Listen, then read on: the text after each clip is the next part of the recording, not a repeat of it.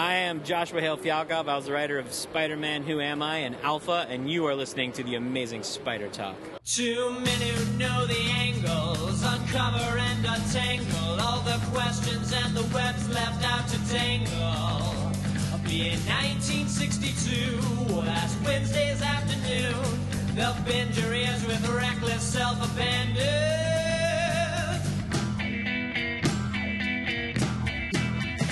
The amazing Spider Talk.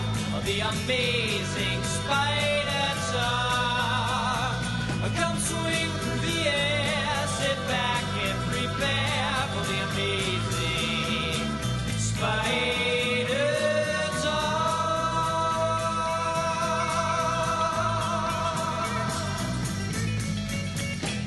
Hi, everybody, and welcome to the Amazing Spider Talk. My name is Dan Gvozden, and I'm the founder and editor of SuperiorSpiderTalk.com. And I'm Mark Ginocchio. Yes, you finally have someone responding to you, Dan. Yes, I do. I'm not just talking to myself into the void, lonely in my living room with a microphone and a computer. Well, I can't speak to your emotional state, but I can tell you it was a little awkward. It's a little awkward. Was it? Was it? Yeah, just a little bit, but it's okay. I'm here. I'm back. If you don't know who I am, I'm the editor and founder of the Chasing Amazing blog, and now I am a writer, editor, and contributor and all that stuff at SuperiorSpiderTalk.com. I'll tell you, Mark, just recording on my own the few times that I've done that for the show, it's always very strange, and it has to be kind of scripted, otherwise I feel like I just ramble on, which I'm sure listeners are used to in general, but yeah, it gave me a lot of respect for people that, every time I do it, for people that do their shows on their own and still manage to sound like authentic and spontaneous. Well, Dan, it's good to know that I have job security. Yes, you do, Mark. Yes, you do. Well, speaking of scripts, of course, thank you guys for joining us for this special episode of Amazing Spider Talk. We hope you enjoy this podcast and that it provides an intelligent conversation between two fans, this time it's two fans, and collectors as we hope to look at the Spider-Man comic universe in a bit of a bigger picture. I do enjoy that, like, one of your big script changes is to be like, a fan. Really going off script there. It's like, wow, he reached for that one. I did. Well, Dan, even though I'm here, what we're about to be listening to is going to be more of your handiwork because this is a special Spider Talk and Their Amazing Friends episode from your it was only a weekend excursion at Long Beach Comic Con, but the amount of content we've yielded from it makes it seem like it went on forever. There's more to come, even. But yes, so Dan, we've already heard from Len Wein and Joe Kelly and Stuart. I can never say his last name. Immonen. Yes, you got it. And Catherine, right? Yes, Immonen? Absolutely. So who do we got this time? Well, this time we've got an interview with Joshua Hale Fialkov. We got to pronounce his full name. And he was a writer from one of the backup stories from Amazing Spider-Man 692. He also wrote the interactive Infinite comic Amazing Spider-Man Who Am I? And the limited Alpha miniseries from a few years ago that kind of went down in infamy. Well, I was going to say, Dan. So, I mean, what should we get hyped up about with a guy whose experience has to, is primarily with a character that not a lot of people love? Tell me, why should we care about this interview? Well, I think that's kind of exactly why you should be interested in this interview before you turn this podcast off saying, "Oh, I hate Alpha." He kind of gives us a lot of information about where that character came from and what the intention was, and what it was like kind of being a new writer for Marvel and being brought into these projects. And I think you'll find it, I don't want to reveal anything yet, but I think you're going to find it a bit more interesting than maybe you suspect. Also, the interesting thing about working with, an Infinite comic in that kind of motion comics format is really interesting. But even more so is that, Fialkov left Marvel and DC to pursue his own creative work outside of the big two, and has been very successful in that realm. And this is a model that we're seeing with a lot of writers. You know, we're launching this all new, all different Marvel next week with our Amazing Spider-Man #1 coverage. But, you know, noticeably absent were a lot of the big writers that form the backbone of Marvel's, you know, writing staples. So I asked Josh about that, about, you know, what it means to be writing for independent comics now, and how Marvel could maybe attract some of these writers back to the industry or back to the big two. So that I thought was really interesting and a refreshing look at, you know, what it's like, you know, to work outside of Marvel and DC. All right, sounds like a lot of fun. I can't wait to listen to it, even though you're hearing me talk about it while you're listening to it. So put that on for size, people. Yeah, it'll surprise even Mark. Yeah. I have to say another thank you both to Kyle and Amy for joining me at the Long Beach Comic-Con. But a special thanks goes to Kyle for this interview because there were only 2 chairs, and Fialkov wanted to sit down for the interview, so I joined him sitting. And Kyle had the awkward experience of holding the microphone aloft for like half an hour using great arm strength. So I have to give him credit. He was our mic guy, and I think I put him through the ringer. So Kyle gets a special shout out during this recording. That is impressive, Dan. That's some feats of strength right there. Yeah, really, it is. He should get a career working as a sound guy. But anyway, speaking of sounds, of course, if you hear this sound, please check out your iOS device for a link to an article, video, or image to enhance your listening experience. Mark, I have to say about this. Apple just changed their podcasting app, and I think that it has done away with the links to the articles. So if you hear that and there is no article, I assure you that the articles will be in the show notes, so you can go check them out there. So this might be the last time you hear me say this disclaimer about the sounds. It seems that I am doing this on a more technical level than iTunes or Apple ever intended. Dan, I feel like we have these conversations like every 6 months or so. Apple just loves to do things that don't let our show run smoothly. Well, I'll tell you, all of our episodes are back, which is great, but then they did this to me. So what are you going to do? So, you win some, you lose some, but you mostly lose some. But hey... But the show is free. What I'm trying to say is if the links go away, it's not because I'm lazy. It's because I just physically cannot do it anymore. Anyway, right, before we belabor this point too long, let's get to our interview with Joshua Hale Fialkov.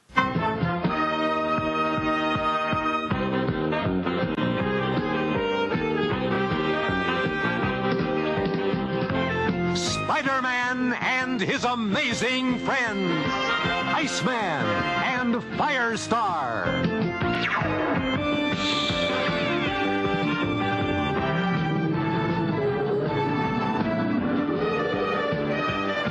So this is Dan Gvozden with Amazing Spider Talk here at the Long Beach Comic-Con, and I'm joined by... I'm Joshua Hale Fialkov. I'm the writer of independent comics, The Bunker and The Life After and King. And I also wrote The Amazing Spider-Man, Who Am I? I wrote, what else? I wrote Alpha at Marvel, and I wrote the little kid story in Amazing Spider-Man 692. Absolutely. So before we get into talking about all those things, I want to talk about your history with the Spider-Man character. I mean, I've seen pictures of your office online. And it's just full of Marvel stuff and all kinds of great artwork and comics. Was Spider-Man a favorite of yours growing up, or? I was a DC kid for most of the time. I loved Batman and Superman and all that stuff. But then I came to Spider-Man. I fell in love with the Fantastic Four when I was a kid. And so I sort of came to Spider-Man as like an adjacent character rather than as his own character.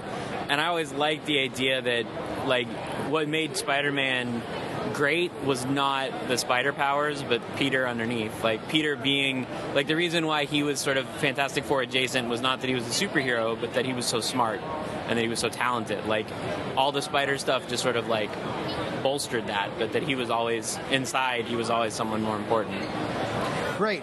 So your first Spider-Man story was that I could find was the backup in Amazing 692. Yes. And the 50th anniversary issue. So can you speak to how this happened and what it's like to have a story in such a landmark issue that we're still bothering you about it years later? No, it was weird. I wrote it I just wrote it as it was an inventory story. So what happens is when you're like, I had been doing independent comics for a long time, and they wanted me to do like essentially a tryout story.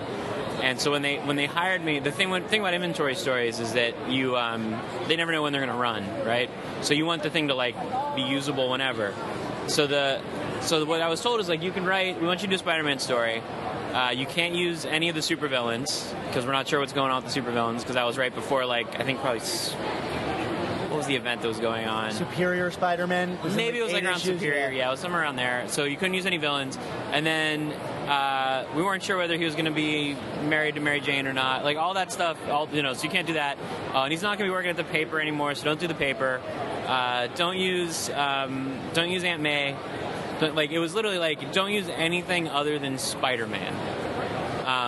And so it was like, which is a really fun, it sounds sort of weird, but it's like a great challenge because you get to look at who the character is and like what makes him great, and so I thought doing a story that was literally just about a crappy day, like what is it like to be Spider-Man when you have to live with the real world and the responsibilities of living in the real world. So that story, Just Right, being the title, it was partnered with this Alpha introduction story that was like very much blown up. People like really told to look towards the Alpha as his new sidekick, you know. And meanwhile, you've got a story about Spider-Man with a kind of a sidekick in this kid, and I thought that was really kind of the almost even more heartening story. What was of the issue, and so it was, to me, it was interesting that there was these two parallel stories about this. What I guess my question is, a lot of that was really brought to life by Nuno Platti's art. What was it like working with him on the story? So Nuno and I, we did a Jean Grey Marvel Girl one-shot like a year before this probably. He's one of my favorite artists in comics. His stuff is like, it's unique looking, like it doesn't look like anyone else, but he still has like, there's so much heart and so much like feel where like everyone feels real. Like that little kid feels like a real little kid. Like they all feel like real people, and even like the weight he gives Spider-Man's body. Like Spider-Man feels how Spider-Man would feel, that he's sort of lanky and thin, and like he really captures how he moves and how energetic it is. So like getting to work with him both on that story and then on Alpha right afterwards was just amazing. He's one of my favorite people. Just super kind and works his ass off. Like he's great. I know he's done a bunch more. Like he's done some of the Spider-Man animated stuff, I think, right? Like he's done a bunch of stuff since then.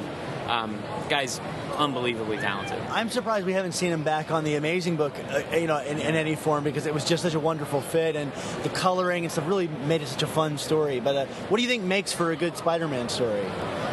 I think that, like, we spend a lot of time in comics fascinated by plot, right? Everything, like when you read any of the big event books or any of these big giant stories, like they're always so plot driven. What makes, and I'm going to use Dan as the example, like what makes Dan Slott and his run on that book so incredible is he only cares about the character.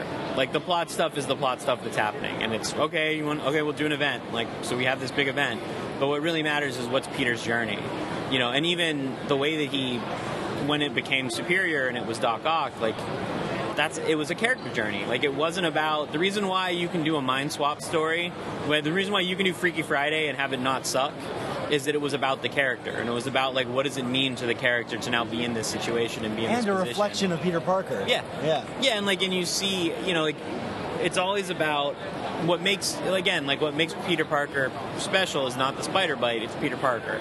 It's all the things, just like with Superman, like that's Superman's superpowers don't matter. What matters is empathy, is that he has, like, because of his powers, because of who he is, empathy is just natural to him. And I think Spider-Man has a lot of the same thing, because Spider-Man doesn't come from greatness, he comes from meekness. And, like, he can never escape the fact that, he knows what it's like to be bullied, he knows what it's like to be the little guy, Yeah. So you, after that story, you were kind of put in, I don't know if it was an awkward position, but you wrote this Alpha Big Time series, and amongst a certain group of fans, it was like Alpha was a pretty reviled character, and I thought that this story really redeemed Alpha in a lot of ways, and especially like the early issues, I really like. I was like, wow, this is a new character, and I really love him, and I want to read more about him. But there was kind of this pushback online to the story that was probably not justified. Like, I agree. Yeah. Can you speak to what it was like to write that story and the intention behind it? Yeah. No, it's funny. Your job as a writer is to make people feel things, right? And so Dan's job writing that story was to make people hate Alpha. Yeah, and he did it really well. He did it so well that people really hated the character. And like I wanted to do like what the pitch for Big Time was like. What does that mean? Like when you're a kid, when you're Justin Bieber and everyone hates you, it's pretty easy to cope with because you're also Justin Bieber, right? Like you're also really rich. You also have girls throwing themselves at you. You have everything you could ever want. So the fact that everybody thinks you're a douchebag doesn't actually touch you. Like it might hurt a little. But to have been a Justin Bieber and to have been this huge douchebag that everybody hated, who then has to go back to being a regular kid, like that's awful. Like that's a terrible feeling that I think again we all sort of like we all understand what it's like to like want to be special. And we also understand that part of being made special is taking the risk of being judged. So I think that was my pitch for the story. It was like we do a story about how people hate him and how like everybody thinks he's a joke and that he sucks. And he's still a teenager. And he's a teenager with the power of a god who everybody thinks is a total tool. It's tough to like be the writer telling that story because so many people read that earlier issues and think, nah, this has to be a cash grab from Marvel, right? Because none of us like him. I got bad news. Every single thing Marvel publishes is a cash grab because they're a business. Yeah. Like they don't publish anything. Like they're not publishing Spider-Gwen out of the kindness of their heart. They're publishing it because those books sold a fortune, and people were like, "Oh, we really like this thing," which then makes them print more of them. Like it's. They're a business. They have shareholders. Like that's the difference between indie comics and mainstream comics, and it's not a bad difference. Like commerce is a huge part of the world, and a huge part of we create commercial art. Like as a comic book writer, we are making commercial art, and that means art that is meant to be sold. So like you do that stuff. The trick is to make the commercial art better than that, right? Like you can just do Hostess Cupcake ads. Or you can make the funniest, most awesome Hostess Cupcake ad you can make. Yeah. So you worked with Nuno Plati again on that story. So do you have any plans on working with him again in the future? I'd love to find something for us to do. I'm like unbelievably busy right now, as is he. So it's one of those things where like when you work with people that you like you always try to find ways to come back together. So yeah, I would in a heartbeat I would go back to working with Nuno. I'm really looking forward to that maybe eventual future. So you had another opportunity with Spider-Man Who Am I, one of the few Infinite comics that Marvel published. What was it like working with the Infinite comic format? And do you think that the format has a future in comics or just really an experiment? I have no idea how, I'm a digital comics, I'm like a digital comics, I'm not going to say pioneer, but pioneer. Like, I did the first original graphic novel on the Amazon Kindle. My book, The Bunker, now published by Oni Press, was initially one of the Comixology Submit's first titles. Like, our 5 chapters were 5 of the top 10 digital indie comics released that year. So, I'm all about digital comics and how they have a reach that regular comics don't have. I think that Marvel, by doing it and by going out of their way to make comics that feel specifically made for the reader and for the medium that you're reading them in, I think is really smart. I think when you look at, Mark Waid did one. Mark Waid is so smart, it irritates me. He did one, it was in the back of, Avengers vs. X-Men. Is that what that book was called? Where the Phoenix Force, where the X-Men all got the Phoenix Force? Yeah. AVX? Yeah, AVX, yeah. It was in the back of AVX, and it was Scott Summers on the moon talking to Jean Grey. And it's really, Scott has used the Phoenix powers to essentially make Jean Grey out of dust. And it is, because of the medium, when you read it in this infinite format, it is so compelling. And you read the printed one, and you're like, oh yeah, that's good. But you read the digital one, and you're like, holy shit, that is a story. And it's just made more powerful by the medium. I think that it's incredibly hard to do that. I think that a lot of our brains in comics are wired now for the 6-panel grid or the 2-page splash, like all those things that you kind of constantly have an awkward time with. Like even doing digital comics now, if you do a traditional comic, when it shows up on Comixology, the 2-page spreads suck. They don't work anymore because they turn. Right? They're facing the wrong way, and they're now, so instead of being big and like filled with action, they're now tiny. Yeah, like they don't, so it doesn't work. And that's one of the unfortunate side effects, but we all have to learn how to retell stories using the new medium and what works and what doesn't. It was an interesting time to release this book because it was right when Superior Spider-Man was wrapping up, right. And it was like the first Peter Parker Spider-Man we'd seen in a while. So a lot of fans were looking towards this book in terms of maybe finding answers to who this new Peter Parker was. Right. So, like, what was it like writing the book around that time? Were there things you couldn't do, or? Yeah, like, because they hadn't, like, I knew, because I wrote Alpha, I had known everything that was going on, and Dan and I are friends, so, like, I knew Peter Parker was coming back, but they also wanted it to be somewhat of a continuity-free story. So I think that was just like awkward timing. Just they wanted as many, because Spider-Man was getting a huge push, so it was like, let's get as many Spider-Man things out as humanly possible. But yeah, like mine was always supposed to be Peter and not Doc Ock. Like none of that stuff. And it had a weird memory thing about it, weird. So people thought, oh, he must come back with no memory. Yeah, weird timing. Yeah, I don't know what was going on internally, but like I'm super happy I got to do it, and I think it turned out really fun. It's Juan Babillo, who I'm a huge fan of. Like his run on She-Hulk with Dan is like amazing beyond words. So I was super excited to get to work with them and with J.L. Mast and Joffo, who did all the Infinite stuff. Like they're incredible. Like they really took this weird script that I wrote and made it totally work. It's nice. Like it's one of the most collaborative mainstream comics I've ever done, because all of us were sort of bringing these different elements together to make it into what it was. I remember the exact tweet where you announced that you were no longer going to be working with Marvel, and you were working on Ultimate FF at the time, right. Doing that crazy alternate universe thing. That was a lot of fun. All the animals. And what was it, Miles Morhamis? Miles Morhamis. That was Mark Paniccia, our editor. That was his joke. Okay. I like it. I love that joke, but I don't want to take credit for someone else's amazing joke. Well, this seems to be like an increasingly common thing with Marvel. Like we've got this new relaunch going on, and a lot of the big names that people loved are no longer returning, and they're going to do their creator-owned work just like you have. Right. Can you speak to this like notion and I guess your personal reason for leaving the big two behind? Well, DC ran me out on a rail, so I just can't work at DC anymore. But Marvel, I didn't leave on bad terms. Like I love those guys. I loved working there. I loved getting to write those characters. But it was also just sort of time for me to take a break from it. Like I had done 3 years at DC and 2 years at Marvel, and I got into comics to tell my own stories. Like comics was always about passion for me and the things that I wanted to do. And I love those characters, and I love writing those characters, but I really love my own books, like the stuff that I'm doing. And so, it was just sort of time for me to take a step back. I also work in television, so I had sold a pilot that year, and it was one of those things where it was like, I actually can afford to work on me right now. Yeah. Like I can afford to invest in me and my future. And it was, and it's like, I'm on staff on a TV show right now, and it's great, and I love it. But it's the thing is, like, that's what pays the bills, which means, once again, like, I get to do comics because I love them, instead of, like, oh, God, I have to pay my mortgage.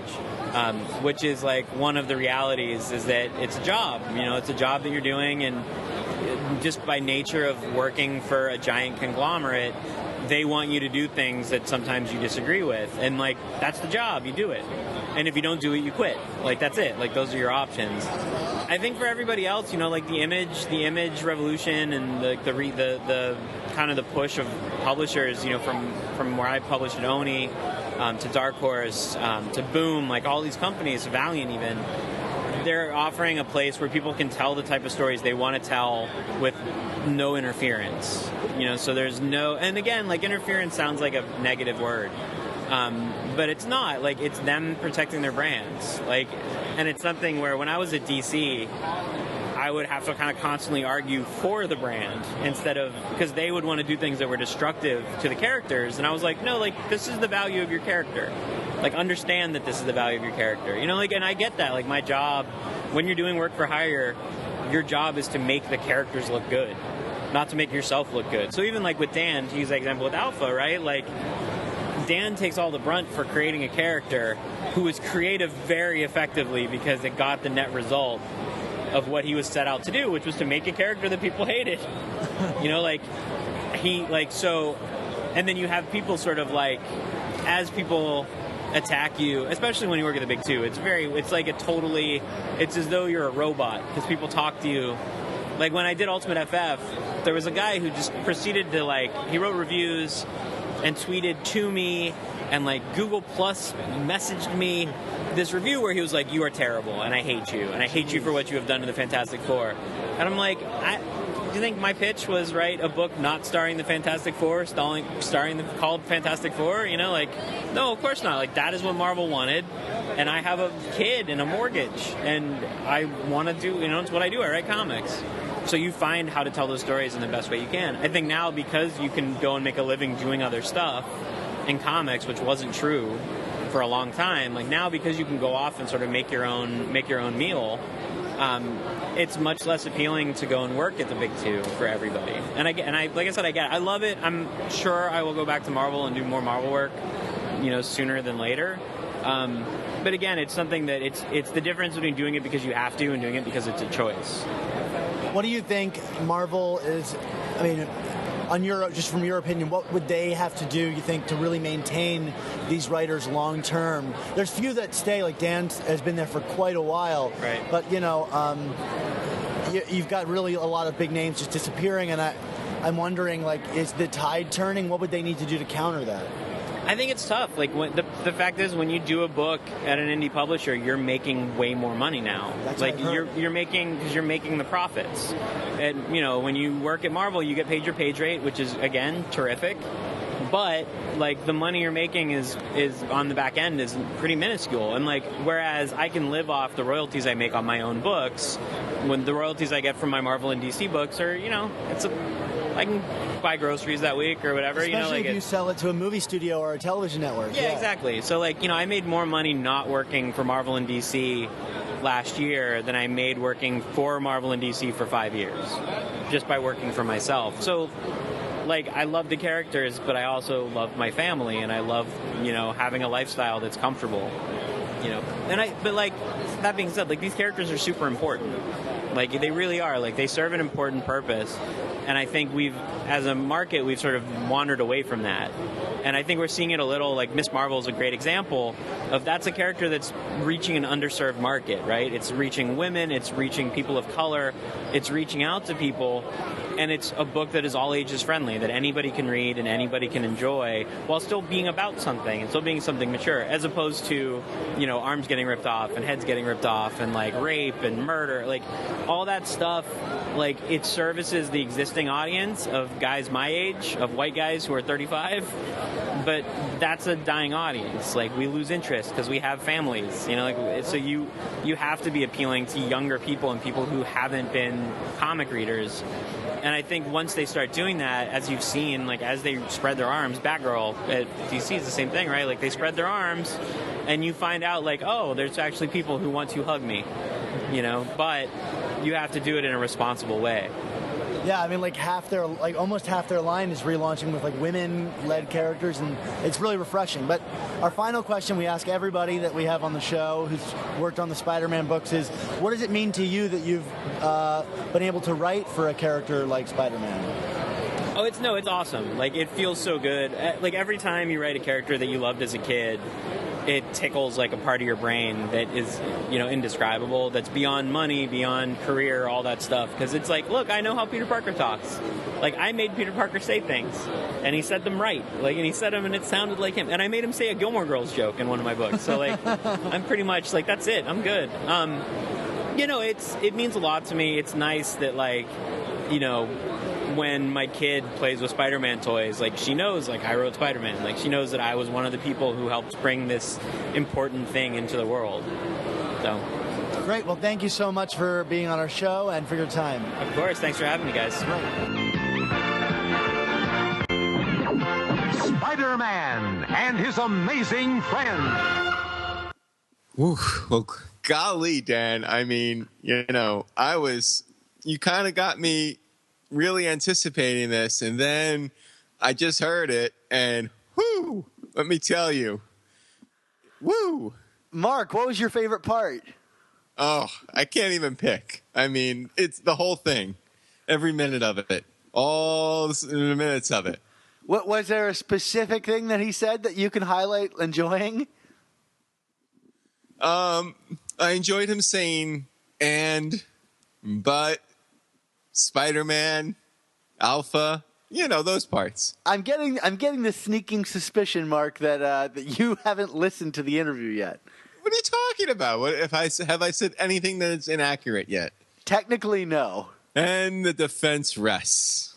Yes, it does. So I guess I will say that I want to thank Joshua Hale Fialkov for joining us on the show and taking time out of his busy convention schedule to talk to me for such an awesome interview. Of course, you can check out some of his other stuff. I bought a couple books from him. I bought his new series, The Bunker, which I'm loving. So I highly recommend that you check out his book, The Bunker. But in terms of checking things out, of course, you can find all of our new Amazing Spider Talk and old Superior Spider Talk podcasts at superiorspidertalk.com or find us on iTunes and Stitcher by searching for Amazing Spider Talk. We've got 87 episodes now, Mark. We're getting closer to that 100 mark. Oh my goodness, 87. So we're well into the Romita years. I think issue 87 was that the Electro TV studio issue? No. This was a few issues before Captain Stacy's death, where Peter tries to admit to his friends that he's actually Spider-Man, and then convinces them he's crazy.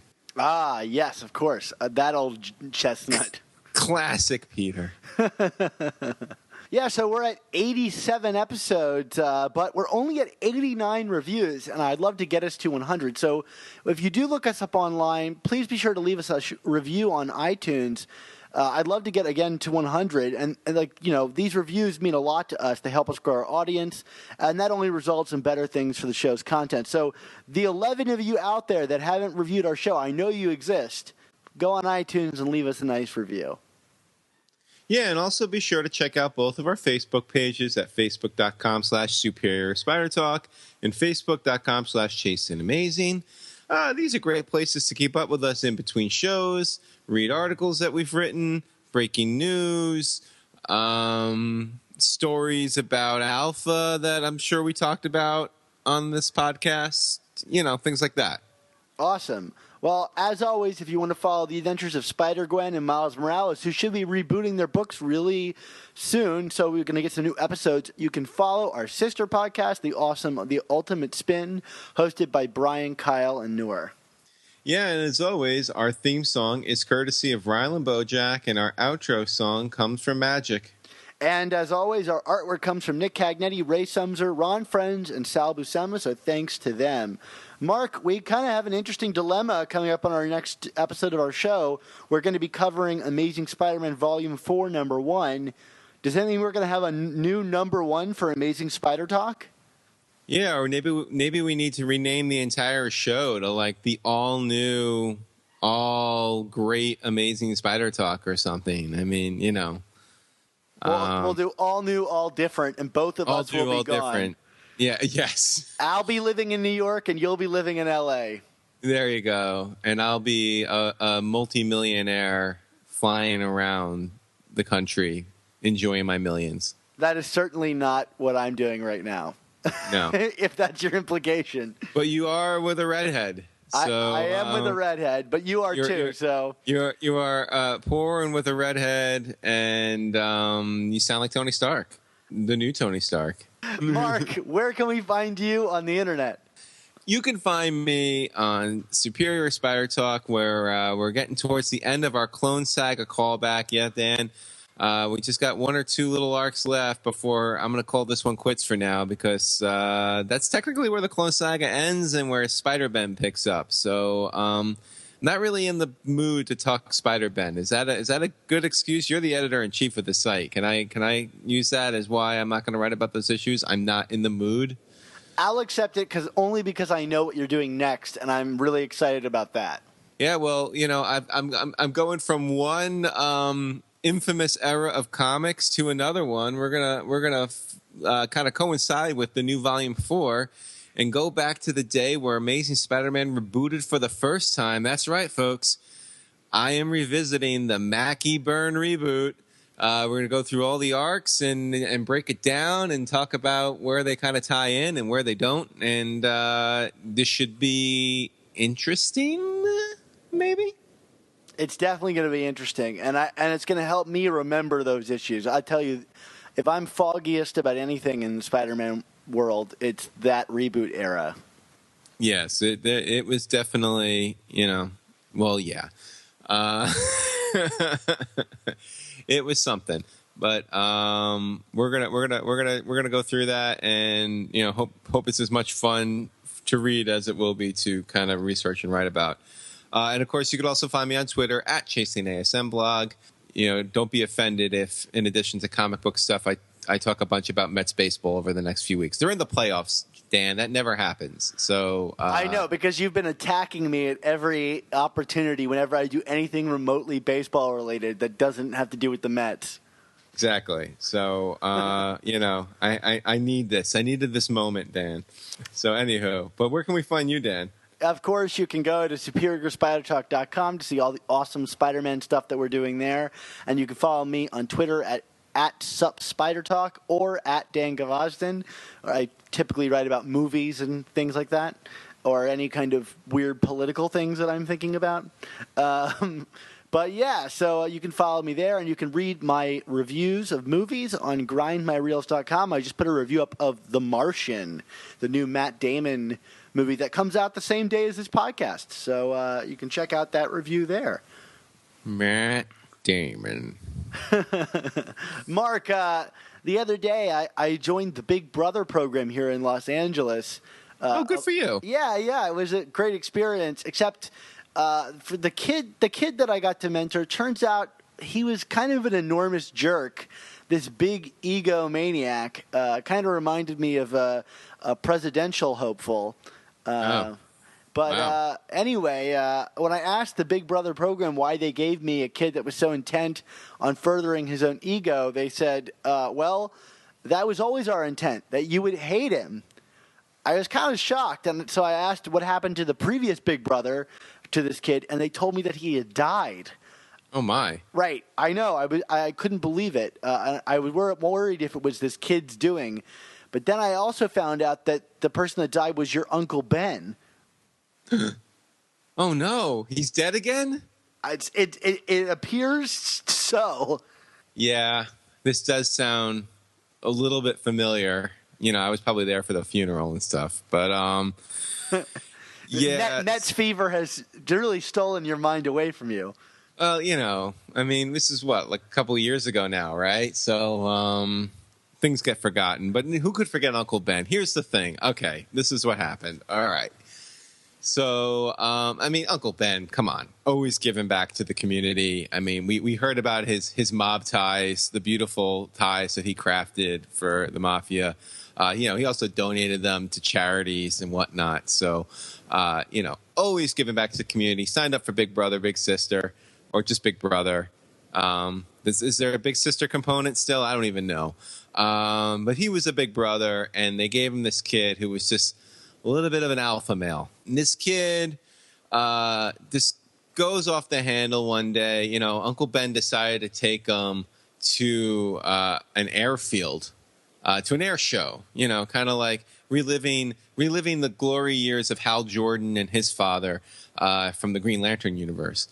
And this kid jumps into the cockpit of one of these planes and just starts flying and doing the loops with them. The kid could actually fly the plane pretty well. Did he shout, "Now this is pod racing"? I wasn't there. Okay, all right. Maybe there's some cell phone footage. Can we call that up on YouTube? We'll see if the links are working on Apple right now. Get that YouTube video, Dan, right here. Now this is pod racing. Anyway, so this kid's just flying the plane, and my poor uncle, he just keels over, has a heart attack from the shock of the thing. And it was really tragic. And you know, fortunately, Spider-Man ended up showing up and got this kid to land the plane. And you know, apparently the kid was going to get punished or something. But I guess they kept him in the program for you. But you know, the more important thing was, you know, as my Uncle Ben was clutching his heart and going, why did this alpha male do this to me? He said, but there is a lesson to be learned from this. With great podcasts must also come amazing spider talk. Don't miss the next installment.